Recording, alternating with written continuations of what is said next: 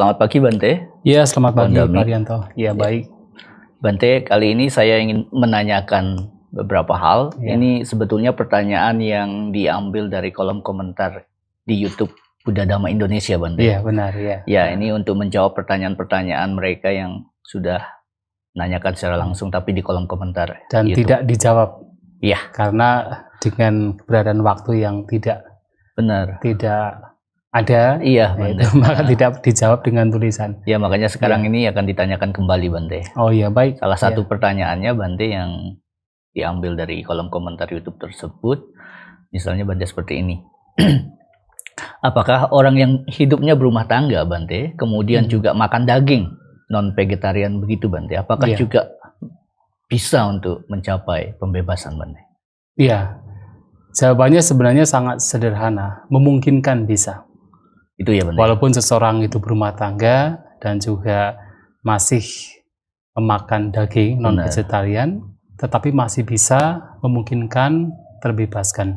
Oh, Dan memang kalau kita perhatikan, kalau dalam kehidupan sekarang kita tidak tahu, tetapi dalam literatur kita bisa melihat berbagai bukti, referensi di mana banyak siswa Sang Buddha yang mereka bukan seorang biku, bukan seorang pabajita, tapi berumah tangga juga, Bante. Betul, mereka berumah tangga, tetapi mereka bisa mencapai kesucian, mencapai pembebasan. Dan memang secara umum mereka biasanya pembebasan yang mereka peroleh biasanya adalah sampai pencapaian yang ketiga anagami. Anagami, Bante, ya. Karena dalam Buddhis kan ada 4 tingkatan kan. Benar, Bante. Jadi sebelum secara total itu terbebaskan, maka yang pertama adalah mencapai kesucian Sotapanna. Sotapanna. Yang mana dengan pencapaian tersebut 3 belenggu itu dihancurkan. Apa saja itu, Bante? Jadi 3 belenggu itu adalah keraguan-raguan terhadap termasuk pencapaian itu sendiri. Kemudian ada yaitu Sakaya Didi, adalah pandangan bahwa ada aku, ada self, itu juga dihancurkan. Jadi pandangannya dihancurkan. Dan juga ada Silabata Paramasa, yang itu adalah kemelekatan yang berkenaan dengan aturan, ritual, dan upacara seperti itu sebagai jalan yang membawa kepada pembebasan. Itu dihancurkan. Dan untuk pencapaian Sotapanna ini pada zaman Sang Buddha banyak rumah tangga yang mereka mencapai kesucian Sotapanna. Termasuk misalnya ada pada zaman Sang Buddha ya, ada Anathapindika, ya. Ada Wisaka, ada Raja Bimbisara. Nah, mereka mencapai kesucian Sotapanna. Dan bahkan ada juga yang mencapai tingkatan yang lebih tinggi, yaitu Sakadagami. Itu adalah bagaimana seseorang selain menghancurkan 3 belenggu tadi yang tadi telah disebutkan, ada 2 belenggu lainnya yang dilemahkan, belum dihancurkan, yaitu belenggu berkenaan dengan kebencian, Biyapada, dan juga belenggu dengan berkenaan dengan keinginan untuk menikmati kesenangan indrawi, kamaraga. Ya, seperti semacam ingin katakan berhubungan seksual lainnya suami dan istri, itu sudah dilemahkan bagi seorang Sakadagami. Tapi belum dihancurkan itu, Bante, hanya belum dihancurkan, baru dilemahkan saja. Dan itu oleh para berumah tangga, mereka yang hidup masih menikah juga, itu mereka sudah bisa menghancurkan, maksudnya sudah bisa dicapai pencapaian Sakadagami. Ada juga bahkan ketika 5 ini telah dihancurkan, 5 belenggu ini. Jadi selain 3 belenggu yang pertama, ada juga 2 belenggu yang tadi adalah Vyapada dan juga Kamaraga. Itu dihancurkan bahkan oleh seorang berumah tangga. Dan itu adalah pencapaian anagami. Anagami ya, Bante, ya. Hanya saja memang untuk yang mencapai anagami ini, walaupun hidup berumah tangga, mereka sudah tidak menikah. Artinya sudah tidak punya hubungan. Maksudnya tidak punya keinginan untuk menikmati lagi kesenangan indrawi layaknya sebagai suami dan istri. Mereka sudah tidak ada. Karena Kamaraga itu sudah dihancurkan. Nah, sehingga mereka walaupun hidup berumah tangga, tapi mereka tidak melakukan hubungan layaknya suami dan istri. Nah, itu adalah anagami, dan pada zaman Sang Buddha banyak. Seperti misalnya ada seorang berumah tangga bernama Cita. Ya, Cita Gahapati, berumah tangga Cita. Kemudian juga termasuk Wisaka yang laki-laki bukan perempuan. Yang perempuan itu. Yang dulu ketika istrinya masih sebagai istri, belum menjadi bikuni, adalah Damadina. Nah, jadi setelah jadi bikuni disebut bikuni Damadina, itu adalah mantan istrinya. Nah, Visakha ini juga mencapai kesucian anagami.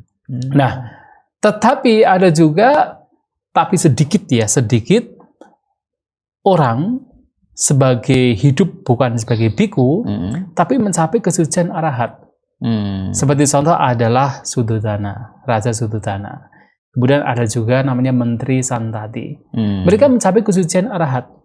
Hanya saja tentu karena mencapai kesucian arahat, ya jelas mereka sudah seperti anagami kan, sudah tidak menikmati kesenangan indrawi gitu kan. Tapi intinya adalah memungkinkan ketika hidup berumah tangga, sampai kalau dia masih menikah itu berarti sampai Sotapanna dan Sagadagami. Tapi kalau sudah anagami apalagi arahat, mereka sudah tidak seperti berumah tangga lainnya yang masih menikmati kesenangan indrawi. Dan bagaimana dengan yang non vegetarian? Sebenarnya kan pembebasan di sini kan sebenarnya terbebasnya seseorang dari pikiran yang buruk, pikiran yang negatif, pikiran yang sebenarnya tidak bermanfaat, yang berakar dari keserakahan, kebencian, dan ketidaktahuan. Tadi belenggu-belenggu yang disebutkan sebenarnya juga berakar dari 3 ini. Keserakahan, kebencian, dan ketidaktahuan. Pertanyaannya adalah apakah seorang yang makan daging, kotoran batin bisa dihancurkan? Ya tentunya sangat memungkinkan. Selama dia makan daging, itu bukan karena dia punya keinginan untuk membunuh, kemudian meminta orang lain untuk membunuh, kemudian dia itu makan dengan keserakahannya. Kalau dia hanya makan sekedar untuk melangsungkan hidup, dan dia melihat bahaya dari kotoran batin yang muncul dari makanan, ya daging itu hanya sekedar makanan, bukan sebagai objek untuk memuaskan nafsu inderanya, bukan sebagai cara untuk dia itu supaya bisa membunuh banyak makhluk yang lain. Sehingga pikiran demikian, walaupun seseorang makan daging, dengan pikiran yang demikian, itu tidak akan mengotori batinnya.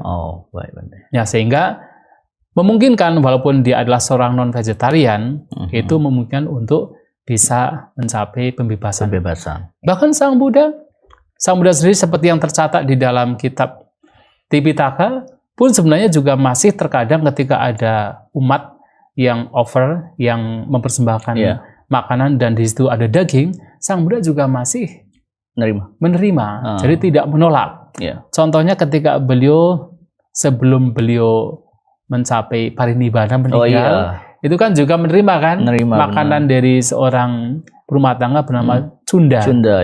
Nah, yang diterima adalah disebut Sukarmadawa, yang itu diterjemahkan sebagai daging babi. Ya, artinya bahkan Sang Buddha juga masih menerima persembahan daging. Tetapi untuk pikiran, sampai pikiran membunuh, ingin melukai, ya sudah tidak ada sebagai seorang arahanta.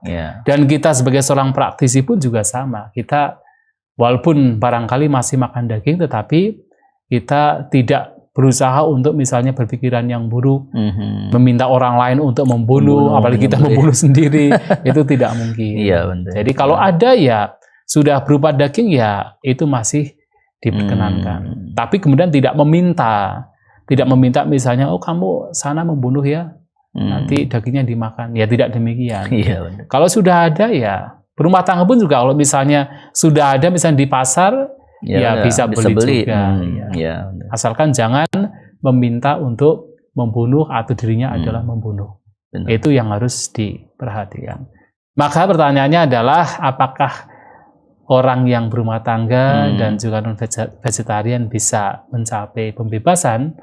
Tentu ada kemungkinan bisa mencapai. Bisa ya Bante ya. Baik. Ya, semoga ini menjawab pertanyaan dari siapapun ya di luar sana yang sudah memposting pertanyaan tersebut di kolom komentar YouTube Buddha Dhamma Indonesia Bante. Baik. Sekiranya itu menjadi jawaban Bante. Terima kasih. Terima kasih. Namo Buddhaya. Namo Buddhaya.